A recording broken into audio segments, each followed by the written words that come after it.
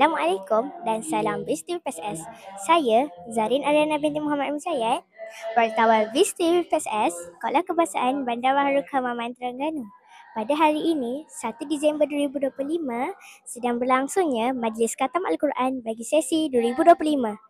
Jom mari sama-sama kita saksikan. خليد بالقرآن هو إمامنا على هداية الله آمتنا خليد بالقرآن هو إمامنا على هداية الله آمتنا كلام ربنا هدايتنا عطاه جبريل على رسولنا كلام ربنا هدايتنا عطاه جبريل على رسولنا كلام ربنا على نور المصطفى كلام ربنا على نور المصطفى كلام ربنا على نور المصطفى كلام ربنا على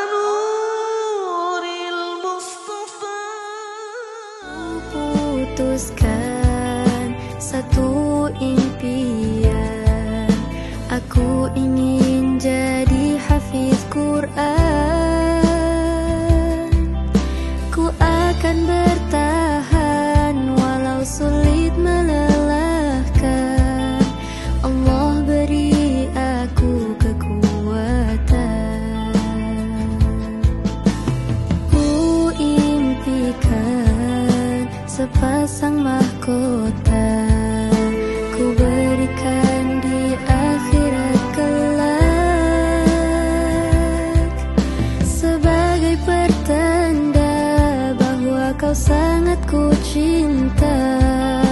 Aku cinta engkau karena Allah. Ya Allah, rahmati kami dengan Al-Quran. Jadikan ia pimpinan cahaya, petunjuk dan rahmah. Allah ingatkan kami apa yang terlupa. Ajarkanlah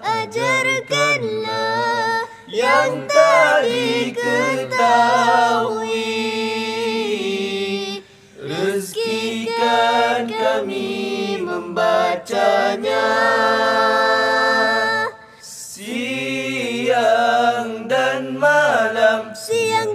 malam, sepanjang siang dan malam. Jadikan ia hujah kami.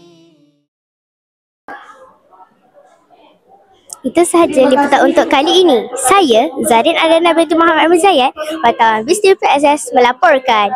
Your best buddy. Sebelum meneruskan majlis kita pada